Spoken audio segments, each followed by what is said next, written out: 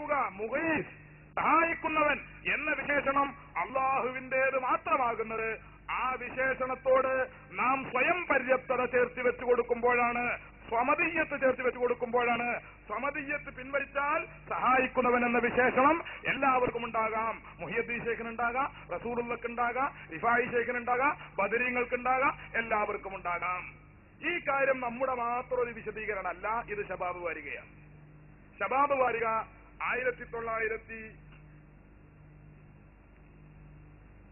1988 ഫെബ്രുവരി 12 പ്രസിദ്ധീകരിക്കപ്പെട്ട ശബാബ് വാരികയിൽ ചെറിയ മുണ്ടം അബ്ദുൽ ഹമീദ് മദനി എന്ന് പറയുന്ന മുജാഹിദിന്റെ ഏറ്റവും വലിയ നേതാവ്, ഈ നേതാവ് എഴുതി വെക്കുന്നത് വളരെ വിശദമായി അദ്ദേഹം പറയുന്നു. ഏകം, അതുല്യം എന്നീ പദങ്ങൾ മാത്രമല്ല, ജ്ഞാനി, ശക്തൻ, കേൾക്കുന്നവൻ, കാണുന്നവൻ തുടങ്ങിയ പദങ്ങളൊക്കെ ദൈവവിശ്വാസികൾ പ്രയോഗിക്കുന്നത് ഓരോ സന്ദർഭത്തിലും അവയുടെ അർത്ഥത്തിന് വരുന്ന വികാസ സങ്കോചങ്ങൾ കണക്കിലെടുത്തുകൊണ്ട് തന്നെയാണ്. ഒരു വ്യക്തിയെ ഒരു കുടുംബത്തിന്റെ ഏകാവലംബമെന്ന് വിശേഷിപ്പിക്കുന്നതിൽ ദൈവവിശ്വാസികൾക്ക് വിഷമമൊന്നും തോന്നാറില്ല. കാരണം അവിടെ ഏകം എന്ന പദത്തിന് കേവലവും പരമവുമായ അർത്ഥം കൽപ്പിക്കപ്പെടുന്നില്ല. എന്നാൽ പ്രപഞ്ചത്തിന്റെ ഏകനായ പരിപാലകൻ എന്ന് പറയുമ്പോൾ ഏകം എന്ന പദം അതിന് കൈവരാവുന്ന അർത്ഥവ്യാപ്തിയുടെ പാരമ്യത്തിലെത്തുന്നു. ഒരു വ്യക്തിയെ അതുല്യ പ്രതിഭാശാലി എന്ന് വിശേഷിപ്പിക്കുമ്പോൾ അതുല്യം എന്ന പദത്തിന് പരിമിതവും ആപേക്ഷികവുമായ അർത്ഥം മാത്രമേ കൽപ്പിക്കപ്പെടുന്നുള്ളൂ. എന്നാൽ അതുല്യനായ പ്രതിഭാശാലി എന്ന് അള്ളാഹുവെ വിശേഷിപ്പിക്കുമ്പോൾ അതുല്യം എന്ന പദം അതിന്റെ അർത്ഥത്തിന്റെ പാരമ്യത്തെ കുറിക്കുന്നു. എന്താണ് പ്രിയമുണ്ടം അബ്ദുൽ ഹമീദ് മൗലവി പറയുന്നത്? കേൾക്കുന്നവനെന്ന് അള്ളാഹുവിനെ സംബന്ധിച്ചും പറയാം, മനുഷ്യനെ സംബന്ധിച്ചും പറയാം. പക്ഷേ അള്ളാഹുവിനെ സംബന്ധിച്ച് പറയുമ്പോൾ ഉദ്ദേശിക്കപ്പെടുന്നത് പരമമായ കേൾവിയാണ്. പരമമായ കേൾവി എന്ന് പറഞ്ഞാൽ അത് സ്വയം പര്യാപ്തതയിൽ അധിഷ്ഠിതമായ കേൾവിയാണ്. അപ്പോൾ അല്ലാത്ത കേൾവി മനുഷ്യർക്കുമുണ്ടെന്ന് പറയുന്നതിന് വിരോധമില്ല, മനുഷ്യർക്കുണ്ടെന്ന് പറയുന്നതിന് വിരോധമില്ല. സഹായിക്കുന്നവൻ എന്ന വിശേഷണം അള്ളാഹുവിന് പറയാം, മുഗീസ്, മുഗീസ് എന്ന വിശേഷണം അള്ളാഹുവിന് പറയാം, അള്ളാഹുവിനുള്ള വിശേഷണമാണത്. പക്ഷേ ആ വിശേഷണം അള്ളാഹുവിന്റേതാകുന്നത് അത് സ്വയം പര്യാപ്തതയിൽ അധിഷ്ഠിതമാകുമ്പോഴാണ്. അതുപോലെ മുഗീസ് എന്ന വിശേഷണം മുഹിയുദ്ദീൻ ശൈഖിനെ സംബന്ധിച്ച് പറയാൻ പറ്റും. പക്ഷേ മുഹിയുദ്ദീൻ ശൈഖിന്റെ വിശേഷണമായി മുഗീസ് മാറുന്നത് സ്വയം പര്യാപ്തത എന്ന സിഫത്ത് എന്ന വിശേഷണം നാം എടുത്തു മാറ്റുമ്പോഴാണ്. ഇത് മനസ്സിലാക്കി കഴിഞ്ഞാൽ ഇപ്പൊ നാം പറഞ്ഞത് തൗഹീദ് എന്നതുകൊണ്ട് ഉദ്ദേശിക്കപ്പെടുന്നത് അള്ളാഹുവിന്റെ ഏകത്വത്തിൽ മറ്റൊരുത്തനെ പങ്കാക്കാതിരിക്കുക, ഇതിനാണ് തൗഹീദ് എന്ന് പറയുക. ആരാധനക്കർഹനായിരിക്കുക എന്ന വിഷയത്തിലും അതിന്റെ പ്രത്യേകതകളിലും മറ്റൊരാളെയും പങ്കാക്കാതിരിക്കുക, ഇതാണ് തൗഹീദ്. പങ്കാക്കുന്നതിനാണ് ശിർക്ക് എന്ന് പറയുക. പങ്കാക്കുക എന്ന് പറഞ്ഞാൽ അതിന്റെ അർത്ഥം ബാഹ്യമായ എന്തെങ്കിലും ചേഷ്ടകൾ കാണിക്കുക എന്നല്ല. മുഹിയുദ്ദീൻ ശൈഖെ രക്ഷിക്കണമേ എന്ന് പറയുന്നതും ഗുരുവായൂരപ്പ രക്ഷിക്കണമേ എന്ന് പറയുന്നതും രണ്ടും ഒരുപോലെയല്ല. വളരെ വ്യക്തമായി നമ്മൾ മനസ്സിലാക്കണം. രണ്ടും വേർഡ് ഒരുപോലെയാണ്. മുഹിയുദ്ദീൻ ശൈഖെ രക്ഷിക്കണമേ എന്ന് പറയുന്നതും ഗുരുവായൂരപ്പ രക്ഷിക്കണമേ എന്ന് പറയുന്നതും രണ്ടും ബാഹ്യമായ രൂപത്തിൽ ഒന്ന് തന്നെയാണ്, ഒരുപോലെയാണ്. പക്ഷേ ഒന്ന് ശിർക്കാണ്, മറ്റേത് തൗഹീദാണ്.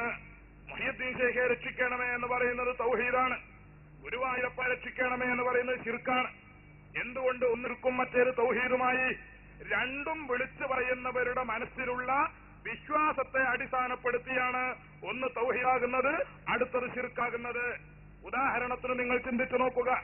ഏതെങ്കിലും ഒരു അമുസ്ലിം സഹോദരൻ, ഒരു ഹൈന്ദവ സഹോദരൻ, അദ്ദേഹം അവരുടെ ആരാധനാ കേന്ദ്രമായ ഒരു ക്ഷേത്രത്തിൽ ചെന്നാൽ, ഒരമ്പലത്തിൽ ചെന്നാൽ, അവിടെ ആദ്യമായി അവർ ചെയ്യുന്ന ഏറ്റവും പ്രധാനപ്പെട്ട ഒരു ആരാധനയാണ്, അവരുടെ ഒരു ആരാധനയാണ് ആ ക്ഷേത്രം വലയം ചെയ്യുക എന്നത്. ക്ഷേത്ര പ്രദക്ഷിണം, ക്ഷേത്രം ചുറ്റുക എന്നത് ഹൈന്ദവ സഹോദരങ്ങളുടെ ഒരു ആരാധനയാണ്. മുസ്ലിമീങ്ങളെ സംബന്ധിച്ചിടത്തോളം അത് ശിർക്കാണ്, ബഹുദൈവത്വമാണ്, കുറ്റമാണ് എന്ന കാര്യത്തിൽ തർക്കമില്ല. എന്നാൽ ഈ പുളിക്കൽ പ്രദേശത്ത് നിന്ന് പരിശുദ്ധ മക്കയിൽ ഹജ്ജിന് വേണ്ടി പോകുന്ന ഒരു മുസ്ലിം സഹോദരൻ, അദ്ദേഹത്തിന് പരിശുദ്ധ കഅബാലയത്തിൽ മസ്ജിദുൽ ഹറാമിൽ ചെന്നാൽ ആദ്യമായി ചെയ്യാനുള്ളത് കഅബാലയമാകുന്ന ബിൽഡിങ്ങിനെ ചുറ്റലാണ്, അതിനെ പ്രദക്ഷിണം ചെയ്യലാണ്. അമ്പലത്തില് ഹൈന്ദവ സഹോദരൻ പോയി ആ അമ്പലത്തെ വലയം ചെയ്യുന്നത് പോലെ, അമ്പലമാകുന്ന കെട്ടിടത്തെ ചുറ്റുന്നത് പോലെ മുസ്ലിം സഹോദരൻ പരിശുദ്ധ മക്കയിൽ ചെന്ന് കഅബാലയത്തിലെത്തി ആ കഅബാലയമാകുന്ന ബിൽഡിങ്ങിനെ ചുറ്റിക്കൊണ്ടിരിക്കുന്നു. ഒന്ന് തൗഹീദാണ്, ആദ്യത്തേത് ശിർക്കാണ്. അമ്പലം ചുറ്റുന്നത് ശിർക്കാണ്, കഅബാലയം ചുറ്റുന്നത് തൗഹീദാണ്. ഇവിടെ ഈ രണ്ട് ചുറ്റും തമ്മിൽ എന്താണ് മാറ്റമുള്ളത്? കഅബാലയം ചുറ്റുന്നവന്റെ മനസ്സിലുള്ള വിശ്വാസമല്ല അമ്പലം ചുറ്റുന്നവന്റെ മനസ്സിലുള്ളത്. മുഹിയുദ്ദീൻ ശൈഖിനെ വിളിക്കുന്നവന്റെ മനസ്സിലുള്ള വിശ്വാസമല്ല ഗുരുവായൂരപ്പനെ വിളിക്കുന്നവന്റെ മനസ്സിലുള്ളത്. കഅബാലയത്തിന്റെ അമ്പലത്തിന്റെ മൂലയിൽ പ്രതിഷ്ഠിക്കപ്പെട്ടിരിക്കുന്ന കല്ല്, അമ്പലത്തിന്റെ മൂലയിൽ പ്രതിഷ്ഠിക്കപ്പെട്ടിരിക്കുന്ന കല്ല്, ബിംബം, പ്രതിമ എന്നൊക്കെ വിളിക്കപ്പെടുന്ന അവരുടെ ആരാധ്യ വസ്തുക്കൾ, ഈ അമ്പലത്തിന്റെ മൂലയിൽ പ്രതിഷ്ഠിക്കപ്പെട്ട കല്ലിനെ ഹൈന്ദവ സഹോദരൻ വണങ്ങുന്നു, ഹൈന്ദവ സഹോദരൻ തോഴുന്നു, ഹൈന്ദവ സഹോദരൻ അതിന്റെ മുകളിൽ നെറ്റിത്തളം വെക്കുന്നു. ശിർക്കാണ് എന്ന കാര്യത്തിൽ തർക്കമില്ല, ബഹുദൈവത്വമാണ് എന്ന കാര്യത്തിൽ തർക്കമില്ല, അള്ള പൊറുക്കാത്ത പാപമാണ് എന്ന കാര്യത്തിൽ തർക്കമില്ല. എന്നാൽ പുളിക്കലിൽ നിന്ന് ഹജ്ജിന് പോയ ഒരു മുസ്ലിം സഹോദരൻ ഏറ്റവും കൂടുതൽ പ്രയാസപ്പെട്ടുകൊണ്ട് തിക്കും തിരക്കും നടത്തിക്കൊണ്ട് പരിശുദ്ധമായ കഅബാലയത്തിന്റെ മൂലയിൽ പ്രതിഷ്ഠിക്കപ്പെട്ട ഒരു കല്ലിനെ ചുംബിക്കുന്നുണ്ട്. 3 തവണ ആ കല്ലിനെ ചുംബിക്കണമെന്നും 3 തവണ അത് ആവർത്തിക്കണമെന്നുമാണ് ഇസ്ലാമിന്റെ കൽപ്പന. അപ്പോ ഒരു കല്ലിനെ ചുംബിക്കാൻ വേണ്ടി, ഒരു കല്ലിന്റെ മുകളിൽ നെറ്റിത്തടം വെക്കാൻ വേണ്ടി, കല്ലിനെ അഭിവാദ്യം ചെയ്യാൻ വേണ്ടി മുസ്ലിമീങ്ങൾ തിക്കും തിരക്കും കൂട്ടുന്നു. ഹജറുൽ അസ്വദാകുന്ന കല്ലിനെ ചുംബിക്കുന്നത് തൗഹീദാണ്, ബിംബത്തെ ചുംബിക്കുന്നത് ശിർക്കാണ്.